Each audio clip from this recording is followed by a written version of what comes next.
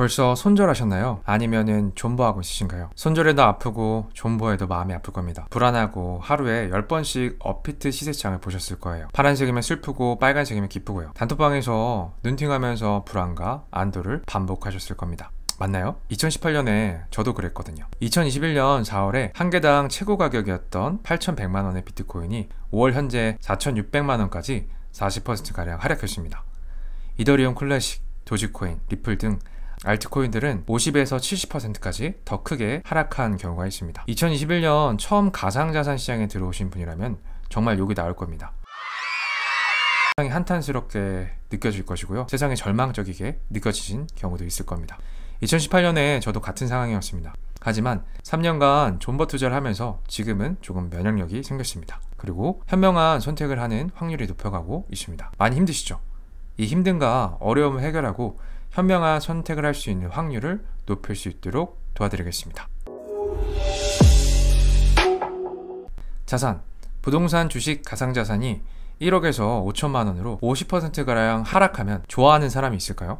모두 힘들어할 것 같지만 소수의 사람들이 있습니다. 100명 중에 3에서 5명이 있다고 생각합니다. 이들은 누굴까요? 이들은 자산의 가격이 아니라 자산의 가치를 깨닫고 모아가는 사람들입니다. 이들은 5천만 원이 된 자산을 기회로 생각하고 매수할 것입니다. 모두가 공포심을 키워나갈 때 자신만의 기준으로 장기적으로 매수하는 사람입니다. 이 기사를 한번 보실래요? 헤드라인은 금매가 나와도 살 사람이 없다. 강남 신축도 5억 낮춰서 거래. 한국경제신문의 2020년 3월 13일의 기사입니다. 여기 보시면은 반포 레미안 가격이 5억이 떨어져서 25억이 되었고 코로나 충격으로 급매물이 수두룩하게 나온다는 그런 기사입니다. 이때가 2020년 3월인데요. 어떤 시기인지 아시나요? 코로나 확진자가 급증해서 전 국민이 집에 나가지 못할 정도로 패닉이었던 상태입니다. 여기 그래프를 보시면은 2월에서 3월로 넘어갈 때 확진자가 900명에서 6,000명으로 올라갔고 대구에서 이제 코로나가 처음 많이 확산될 때였습니다. 이때 강남 부동산 가격이 같이 폭락할 때였습니다. 자신이 가지고 있던 부동산 자산을 시가보다 낮은 가격으로 급매하고 있었죠. 이런 기사들이 쏟아져 나왔을 때입니다. 지금 강남 부동산 상황을 봐요. 2020년 3월에 나왔던 반포 레미안 112m 제곱의 25억 아파트가 2021년 5월 기준으로 33억으로 매매되고 있습니다. 즉 8억이 더 올랐습니다. 누군가는 코로나 공포감으로 부동산을 매매했을 때 위기에서 기회를 찾고 매수했던 사람이 분명히 있습니다. 이 차이점을 뭐라고 생각하나요? 저는 한 가지가 있다고 생각했습니다. 이는 자산의 가치를 알고 있는가, 투자의 목적으로 돈을 벌기 위함인가, 이 점이라고 생각합니다. 돈을 벌기 위해서 투자 목적으로 매수한 사람들은 가격이 떨어지면 바로 매도합니다. 무섭고 불안하거든요. 반대로 자산의 가치를 알고 모아가는 사람들은 가격이 떨어졌을 때 매수를 합니다.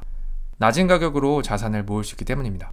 말은 쉽지만 쉽지 않은 선택입니다. 명확한 공부, 판단, 기준이 필요한 일입니다. 그래서 아무나 하는 것은 아닙니다. 이러한 사람들은 왜 자산을 모으려고 할까요? 제가 공부한 모든 부자들은 현금이 아니라 부동산, 주식, 금, 비트코인 이런 자산을 계속 쌓아가는 사람들이었습니다. 서울의 땅값만 생각해도 알 수 있습니다. 50년 전 강남 땅 자산을 10만 원으로 한 평을 샀던 사람은 50배가 넘는 자산을 지금 가지고 있죠. 반대로 50년 전 10만 원을 저금했던 사람은 그대로 10만 원이 남아있을 겁니다. 당신은 어떤 사람인가요? 장기적으로 자산을 모으는 사람인가요? 단기적인 투자로 돈을 벌고 싶은 사람인가요? 이에 따라서 손절 대 존버를 선택할 수 있습니다. 단기적인 수익을 원한다면 손절하면 됩니다.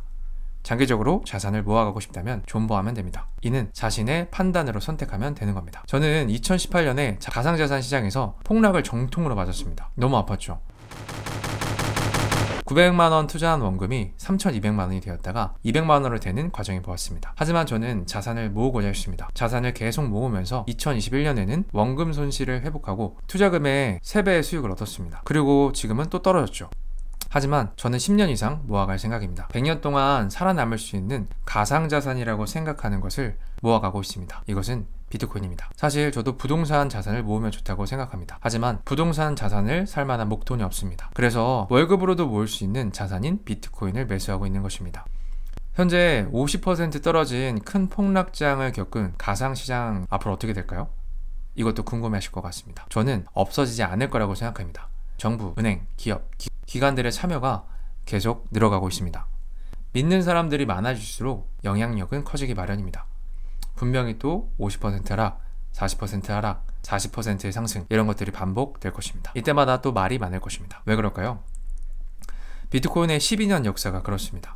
과거의 역사를 통해서 미래를 추측할 수 있다고 하죠.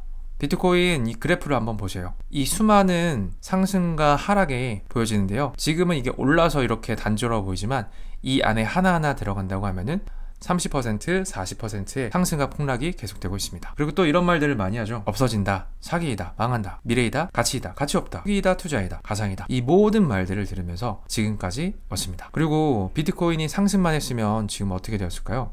상승만 하는 자산에는 새로운 참여자가 생길 수 없습니다. 이미 고점이라고 생각하기 때문입니다. 하락장에서 다시 신규 참여자가 생기면서 계속 가상자산에 참여하는 사람들이 전 세계적으로 늘고 있는 것입니다.